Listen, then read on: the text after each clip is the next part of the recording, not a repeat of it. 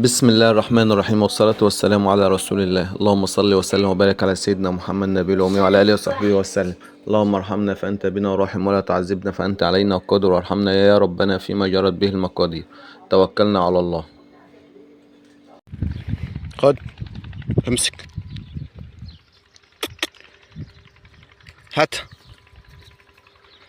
هات هات هات هات يلا، هات يا ابني، اسمع الكلام.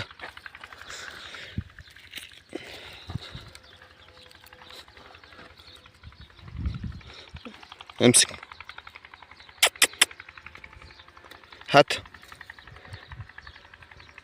هات يلا.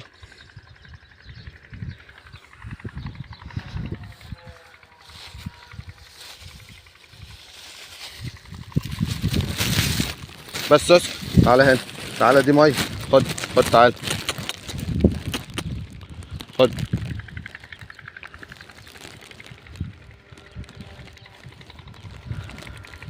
خدت الاكل هتمشي. ماشي ماشي ماشي، حاضر حاضر.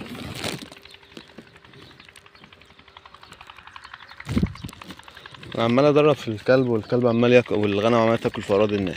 الله يخير.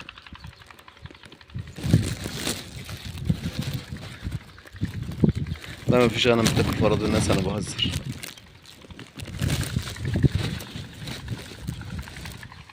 خد تعال، خد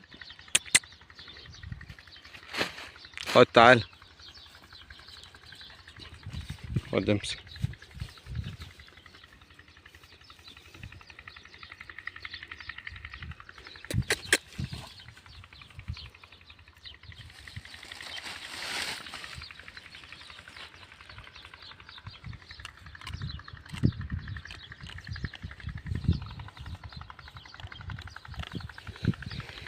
نام، اقعد اقعد.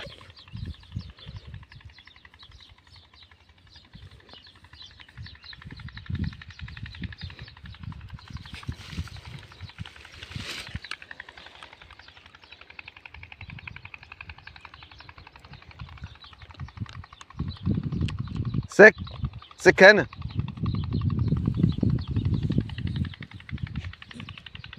انت لحقت تاكلها ولا ايه؟ يلا العب، العب. بس امشي، امشي، العب يلا، العب. نام نام.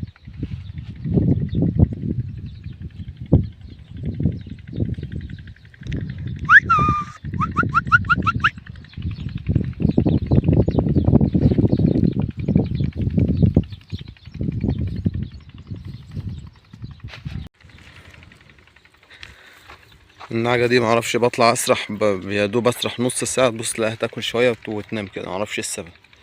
خدت تحصين للكبد، وبعدها بشوية خدت تحصين ديدان اللي هو ليفا فلوك، وخدت ايفوماك. بس معرفش ايه المشكلة، مع ان الجو لسه مش حار، يعني احنا لسه الصبح، كل الغنم بتاكل. بس معرفش هي مالها كده هفتان. فان شاء الله ان شاء الله لما نروح باذن الله هنجيب لها الدكتور البيطري يبص عليها.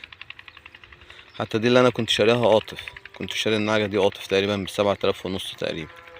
وتقريبا بقالها 3 شهور، 3 شهور، 3 شهور ونص، او 3 شهور بالظبط. ما طلبتش خالص.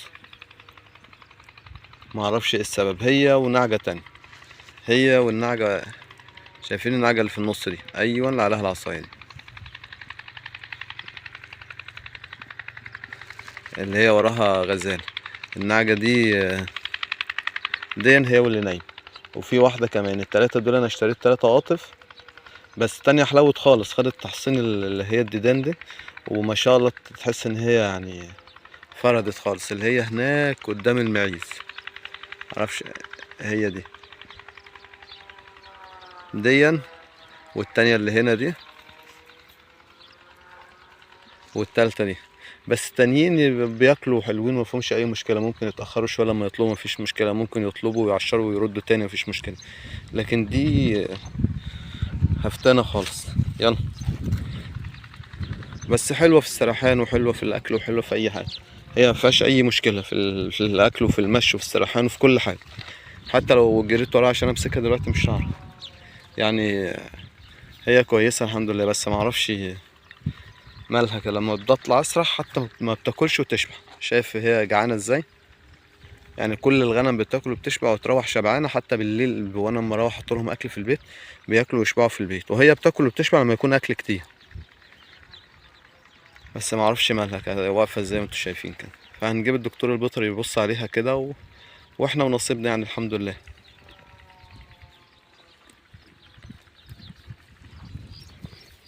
انت بتاكل؟ انا زهقت منه ورميت له الاكل اللي معايا كله. تحس ان هو غبي كده في التدريب، او انا ما اعرفش ادرب. ما اعرفش المشكله فيه هو ولا فيا أنا. دي حاجه. تاني حاجه لقيت في الرقبه من فوق كده من ورا دماغه، لقيت اللي هو الايراد. لقيت 2 أو 3. فهروح النهارده اديله ايفوماك وهجيب له الدواء الامن اللي هي السايل امن اللي هو تقريبا 5%. هجيبه واحميه، وبعد ما ينشف تاني يوم هحط له بودره اللي هي تقريبا ملاس. هصور كل ده ان شاء الله وانا بعمله باذن الله، عشان لو في براغيث انا ما شفتش براغيث فيه، بس شفت الاوراد ده اللي فيه.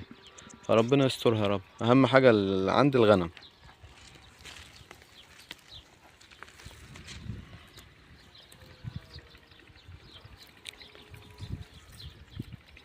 برضه معظم اكل الصيف يا رجله اللي هي دي، يا ملوخيه. يعني انا دلوقتي باكل ملوخيه ولسه طالع من الارض قبل ما اجي على دي كانت ملوخيه برضه، بس تانية كان فيها اكل كتير، كان فيها حشيشه يعني.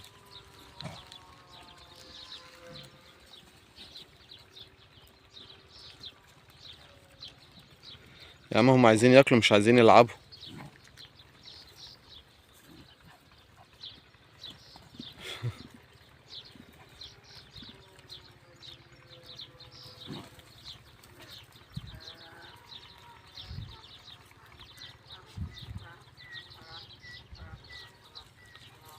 ريكس ولا هنسميه نتنياهو.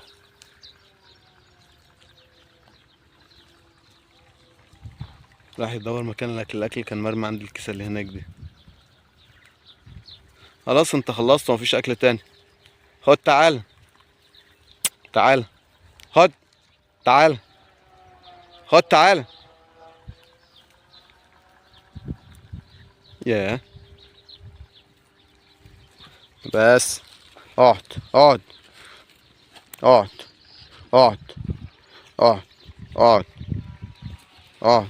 بس نام.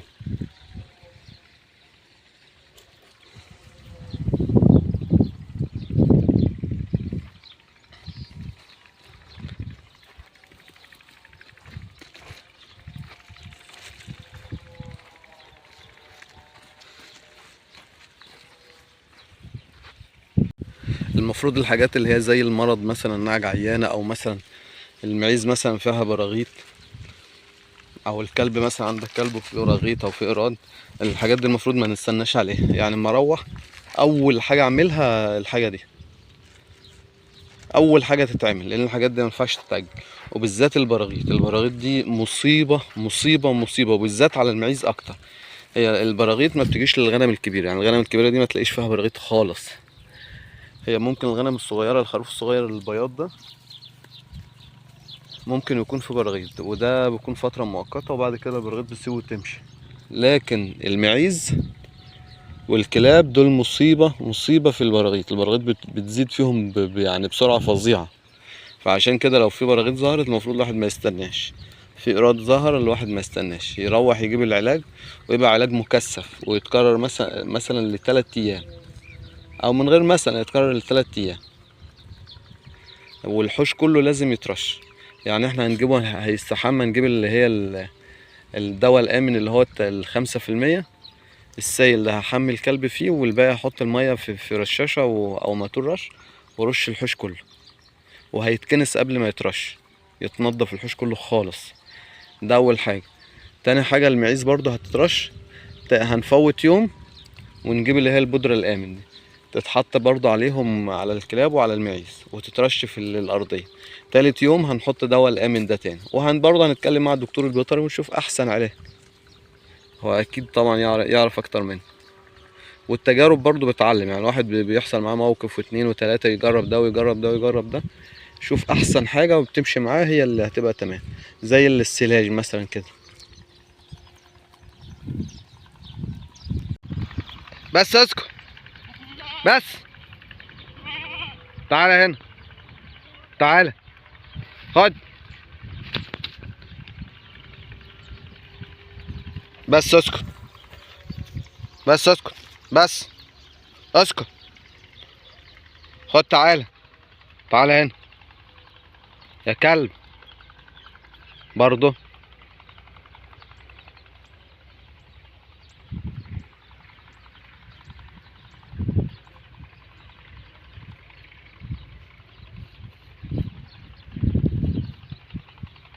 هو بيلعب وهي مبسوطة كده باللعب ده.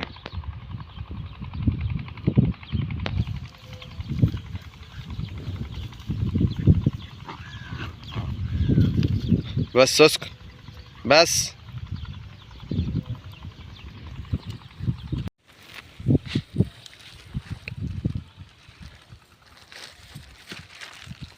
انت ايه اللي عملته في نفسك ده؟ بس ده اللي هي الغلطة اللي هي الشوك دي يا جدعان، بتمسك في الغنم وتمسك في الكلب وتمسك في هدومنا وتمسك في الكوتشي. ده عينيه قفلت، مش شايف بعينيه. هشوف بقى تروح ازاي، هتشوفنا ولا هتتوه مننا؟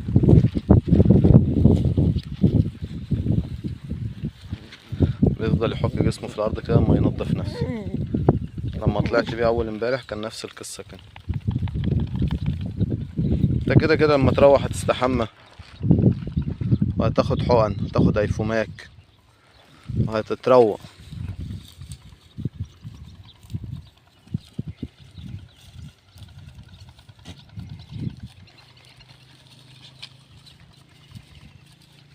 بص هو رايح ينام في الحشة تاني، هي دي الحشيشة، حتى الغنم ما بتاكلهاش. بص كل ده شو، كل ده شو ومسك في تاني. بص بص بص. بس اهدى اهدى يا سبع، اهدى، ده تبعنا تبعنا.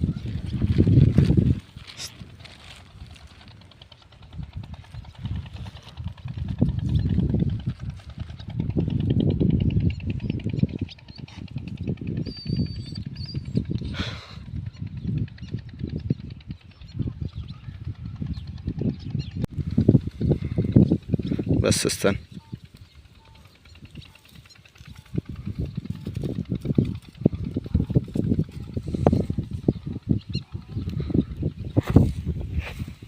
نه نه نه.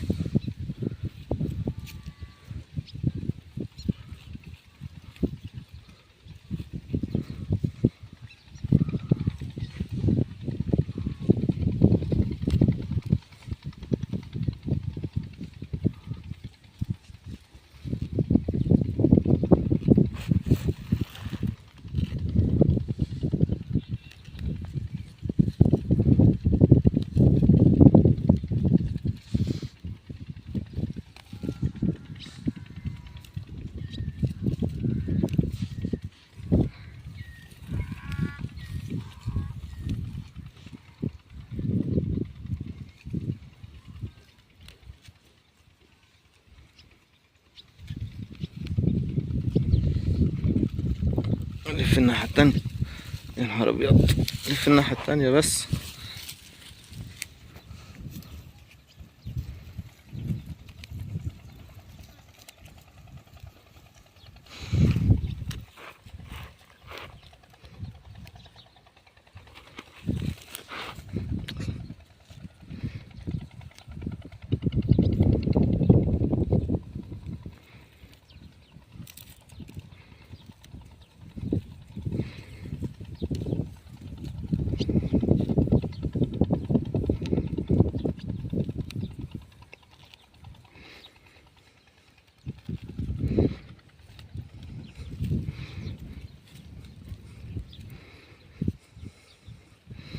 عيني كانت قافلة خالص وانا لسه فاتحها له، اللي هي الناحية دي.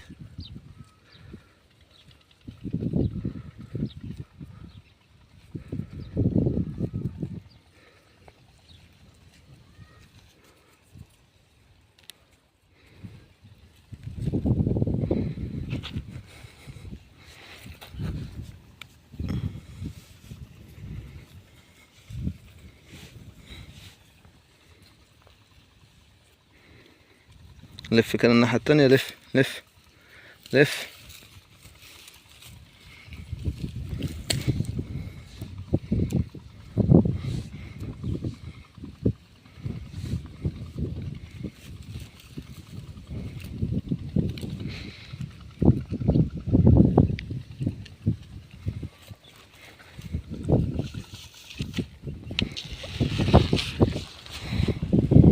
ما تروحش تنام هناك تاني، الحتة دي ممنوع، الحتة دي ممنوع.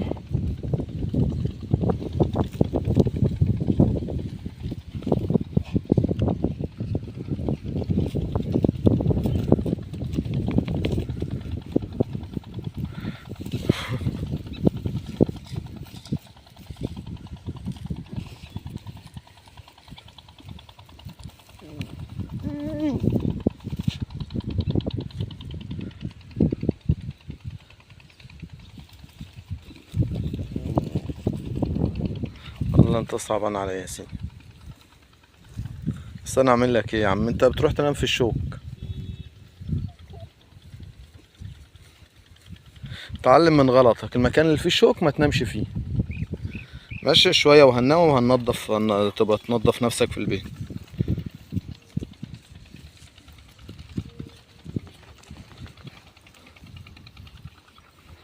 الساعة دلوقتي 12، والجو النهاردة فيه نسمة هوا باينة على الذرة هناك.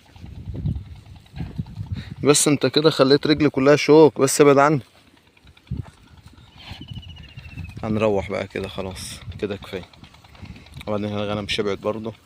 وبعدين بسم الله ما شاء الله، بسم الله ما شاء الله، المعيز كل يوم بحس ان جسمها بيخمر ويطرى كده ويملى عن ما كنت شاريها. معرفش ده بقى ايه بداية ان هي الحمد لله مسكت عشار، ولا هي بتاكل وتشبع هنا، معرفش، الله اعلم يعني.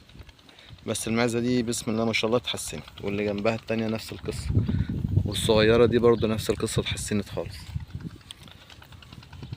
ربنا يبارك فيهم يا رب. يلا تروحوا ولا ايه؟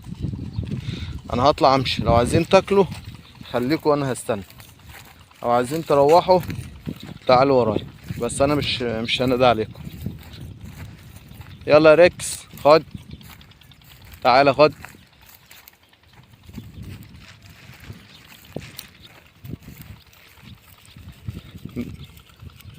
ها هتمشي ورايا ولا ايه؟ يلا المعيز بتسبق، عايزه تروح بين عليه. يلا ها هتاكلوا انتوا، شكلكم بتاكلوا. نمشي كمان شويه.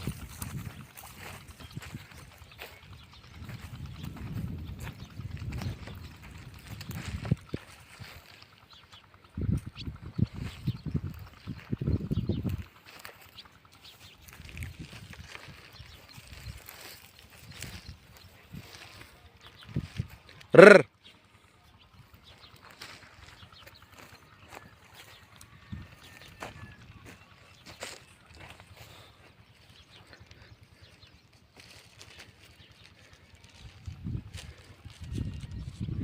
رر. رر. يلا غزاله.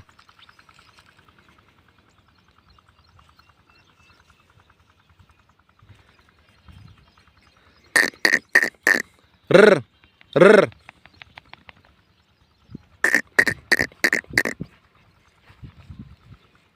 رر. رر. رر. الغنم مشغوله بالاكل، وبعدين انا بنده عليكم قدام الناس، عيب، شكلنا وحش. رر. رر. رر.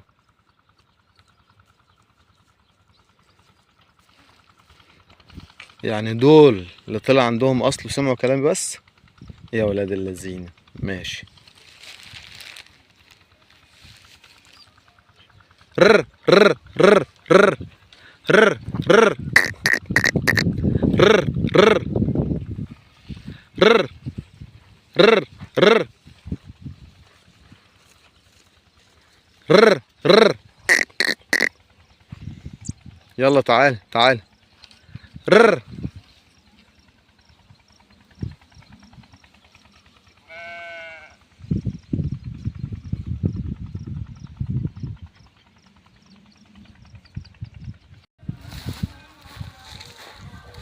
رر. رر. رر. معلش انا قفلت، كان في مكالمة مهمة كان لازم ارد عليها. المستشفى اللي انا هنقل فيه يعني كان رئيس القسم بيتصل عليا هنا.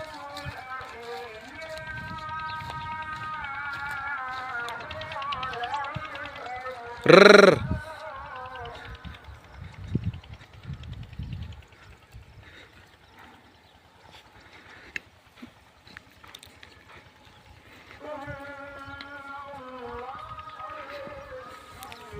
رر. رر. الغنم زي ما تكون بتحس ان انا بصور، لما بنده عليهم من غير تصوير وامشي بيكونوا ماشيين معايا كويس. رر. رر.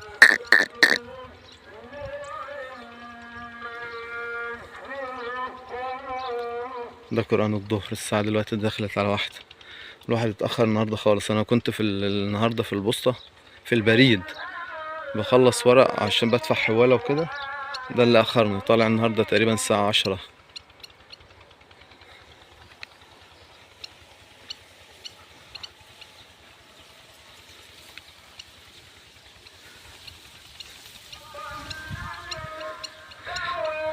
تعالى عدي امشي قدام عشان اعرف اصور.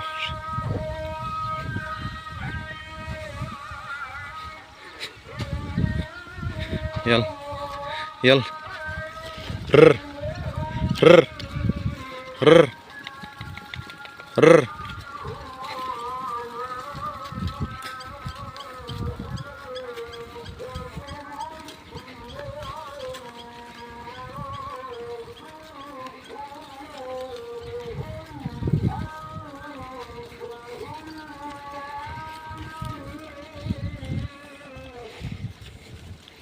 كل مشتل، كل ميه، كل عناية، كل مكان فيه ميه ينزل فيه. بص النهارده بصراحة الهوا بصراحة ممتاز النهارده. الموجة الحارة تقريبا خلاص خلصت. في واحد عرباوي قدام مني هناك بس ده سارح معاه بقر بس.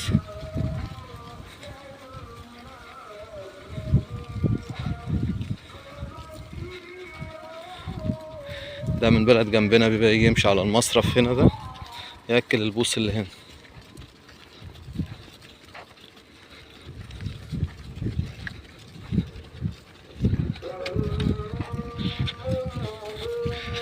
خش هنا سك.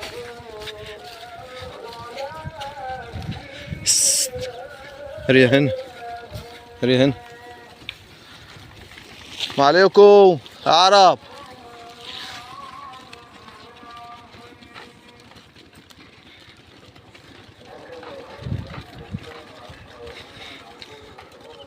الغنم عطشانة عطشانة خالص، والطرمبة اللي قدام دي ما جيت هسم منها وانا راجع الشعب در كانت الطرمبة بايظة، ايدها اتكسرت. عندنا الطرمبات دي دايما بتتسرق.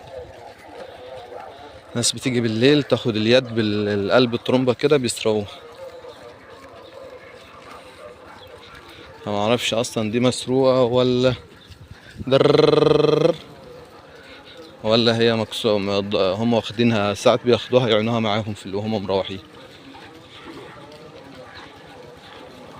يعني بص الطرمبة دي بص عاملة ازاي. فده ممكن حد يكون، بس دي هما اللي شايلين الايد واخدينها لان هي فيها ميه كانت شغالة من شوية. يلا اشربوا من تحت، اشربوا من تحت الطرمبة التانية. يلا يلا. الغنم عطشانة خالص. در. انت بتعمل ايه؟ انت بتعمل ايه بالله عليك؟ بتعمل ايه؟ ده انت سفلت وش. در سك. در در در در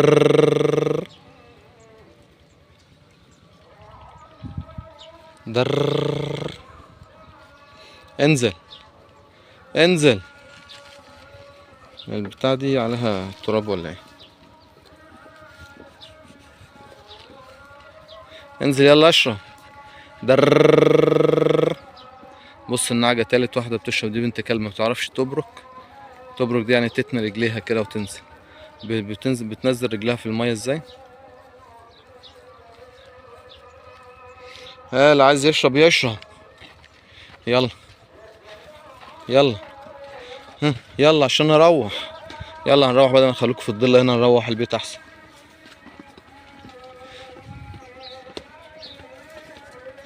يلا ها. رررر.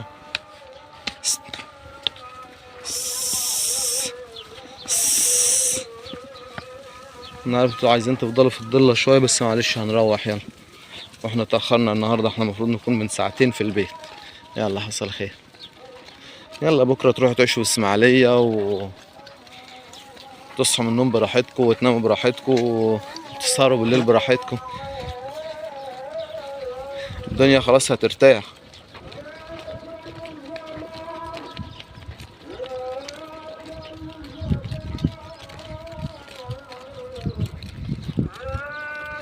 المعيز دايما هما اللي بيمشوا في الاول خالص، والغنم بتمشي وراهم. حتى ما بطلع انا قدام شو قدام بيمشوا ورايا على طول.